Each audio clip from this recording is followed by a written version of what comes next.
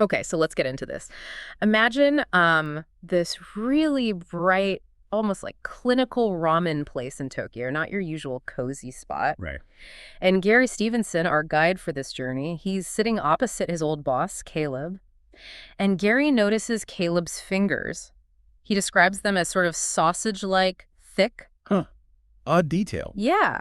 And in this weird setting, Caleb leans in and tells this story, this warning, about a supposedly great young trader at Deutsche Bank. Super talented, apparently, but lost everything in some legal fight. Wow, quite the opening scene. It really is. It's how Gary kicks off his book, The Trading Game, and it just throws you straight into this world, high-stakes trading in London, Tokyo, all through the eyes of someone who definitely didn't start out there. What jumps out immediately is how he uses that image, that story. It's not just here's how finance works. There's this feeling of danger almost, that things can just fall apart even if you're brilliant. Totally. And it makes you think about the human side of it all, the pressure. Yes. And you, listening, you've shared these excerpts from Gary's book with us for this deep dive. So, forget the movies, maybe. Gary's story is quite something, from being a grime MC fluffing pillows. Yeah, I read that. Wild contrast. To becoming one of Citibank's biggest traders. And then, well, getting out in a pretty unusual way. So our mission today, let's pull out the really juicy bits, the insights from his experience, give you a shortcut to understanding what these markets and maybe ambition itself are really like without getting lost in the jargon. And that background is just so unexpected, isn't it? Working class, the grime scene, manual jobs. It's pretty much the opposite of the stereotype you have of a city trader in London. Exactly. He says himself he didn't have the connections, didn't know the right people, didn't even have the right kind of suit at first, couldn't network smoothly. So what was his in? How did he bridge that gap? Well, the one thing he did have was a knack for maths, a real aptitude. And that's what first attracted him. He saw finance, or maybe hoped it was, this place where maths could level the playing field, bypass all the old boys network stuff. Interesting. So maths was the key.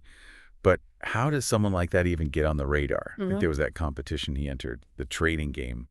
Yeah, the trading game. And the funny thing is, it wasn't really about building super complex financial models or anything. Wow. It sounds like it was more about reading people, figuring out their assumptions, and then, well, using those assumptions against them. Okay. How did that work? His winning strategy. It was pretty clever, actually. He'd quote these really extreme prices, like offer to buy something way higher than anyone expected or sell it way lower. Really extreme. So prices that seem totally nuts to everyone else. Why? Exactly. Nuts, because most people trading in that game expected prices to kind of stick within a certain predictable range. Yeah. Gary bet against that predictability. So by offering to trade at these crazy high or low levels, he could sometimes get people who were thinking more conventionally to take the other side of his bet. I see. So if the unlikely thing did happen. Boom. He'd make a killing because his extreme price suddenly looked like a genius move. It wasn't about predicting the most likely thing. It was about being ready for the unlikely thing that nobody else was positioned for. That really highlights the psychology of it all, doesn't it? It's not just numbers on a screen. It's about understanding biases, how people think, where they might be blind. Winning that game showed he had a feel for that early on. And then suddenly he's there, the actual trading floor at Citibank. He describes it as just chaos. This wall of sound, noise hitting him, screens flashing everywhere, numbers, colors. Yeah. Totally the opposite of, some quiet mahogany paneled office people might imagine. He felt completely lost. He calls it the nothing, just a new intern dropped into this insane pressure cooker. That phrase, the nothing, really captures it, I think. The feeling of being completely out of your depth, needing to learn this whole secret language and culture instantly just to survive. For sure. And he quickly starts meeting the key players on his desk, the Sturt desk. That's short-term interest rates trading, big money, fast moves based on tiny interest rate changes. Right. High pressure. First up, Caleb Zuckman, the big boss, managing director, the guy who actually hired him. Sounds like a pretty imposing figure. Caleb definitely seems pivotal. Not just the guy who opened the door, but maybe someone who embodies the whole intense, contradictory nature of that world, the authority figure. Then there's Rupert. Oh, Rupert sounds like quite the character. Yeah. Gary describes him as compulsively precise, super demanding right from day one. But then he had these really strange quirks, like a very, very specific lunch order he insisted on. Okay. And this one time, he apparently had a total meltdown in the cinema room. And Gary also mentions Rupert just randomly banging his fist on the desk sometimes, just bang. Wow. That paints a picture, doesn't it? The precision probably made him good at the job in that environment. But the quirks, the desk banging, maybe that's the stress leaking out. Or, asserting dominance. It shows how different, maybe even eccentric types can operate there. Or maybe both. And then you've Yeah. got Spengler. He traded Scandinavian currencies. Apparently, personal hygiene wasn't his top priority. Charming. But he had Yeah. this weird talent for spotting these little market glitches, these inefficiencies. Gary talks about a free money trade he was running. It sounds almost too easy. Yeah, free money. That phrase always sets off alarm bells in finance, doesn't it? Right. Spengler probably did find a genuine edge, exploiting those interest rate differences. But those things often have hidden risks. He was basically betting that things between those Scandinavian economies would stay stable. One shock, one crisis, and that free money could vanish and turn into huge losses. People get complacent. Makes sense. Then there was Bill. He traded sterling, the UK currency. Experienced guy. Gary clearly respected him, saw him as a mentor later on. Okay, a more stable figure, perhaps. Maybe. But even Bill had his oddities. Gary mentions this ritual Bill had involving, well, urinating on the Bank of England. Wait, what? Seriously? Apparently. And maybe even stranger, Gary notes how happy Bill seemed during the 2008 financial crisis. Like, genuinely cheerful while the world was melting down. That's kind of disturbing, isn't it? It really is. Bill's the veteran, seen it all. Mhm. The Bank of England thing might just be extreme eccentricity, maybe stress relief.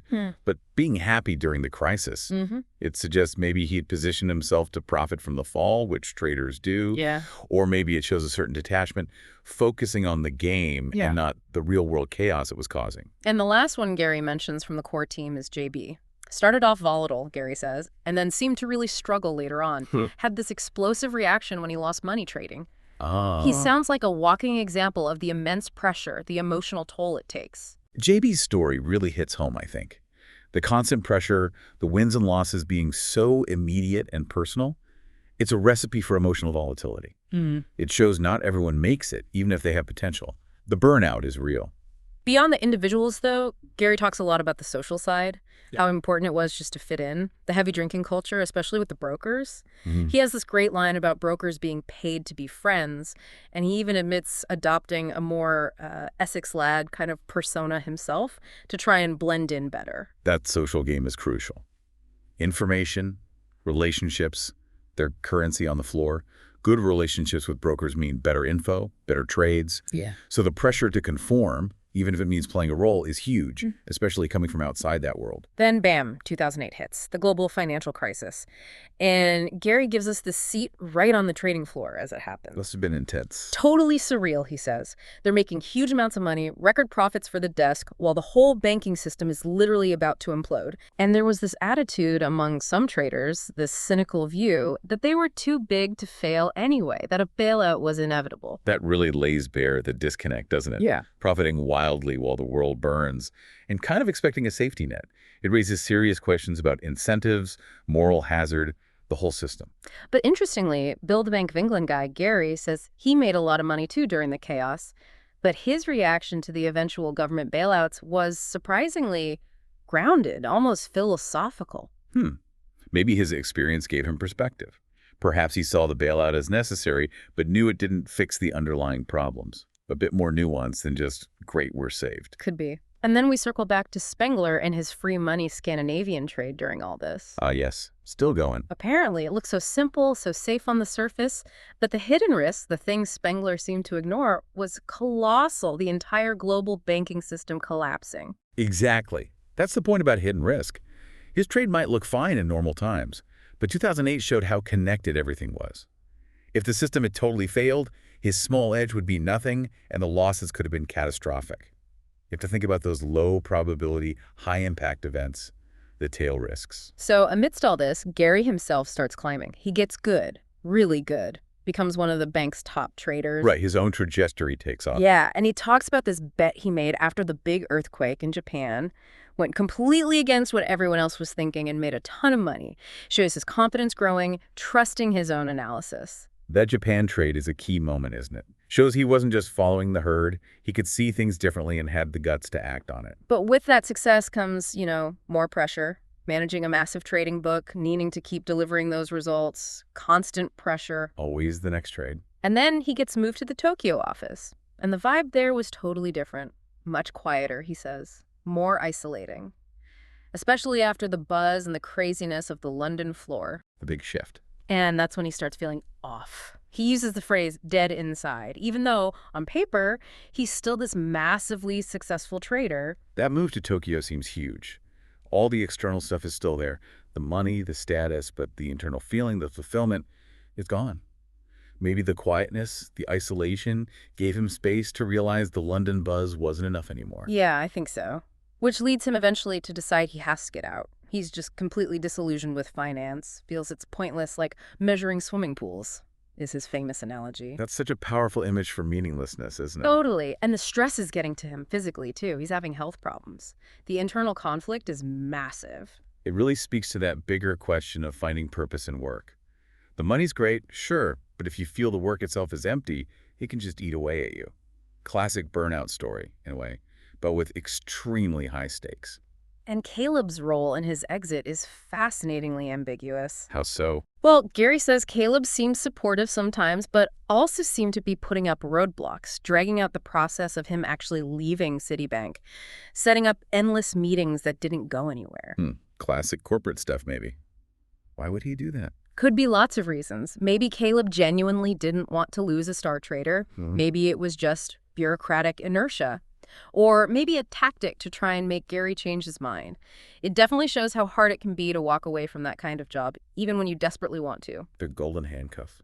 Pretty much.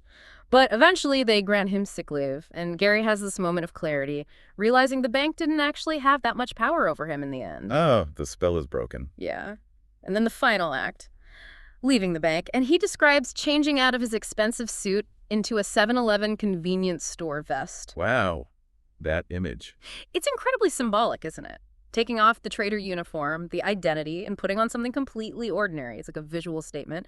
I choose something else, prioritizing himself over the money and status. A powerful end to that chapter of his life. So, stepping back from Gary's whole story, this deep dive into his trading game, what are the big takeaways, do you think, for someone listening?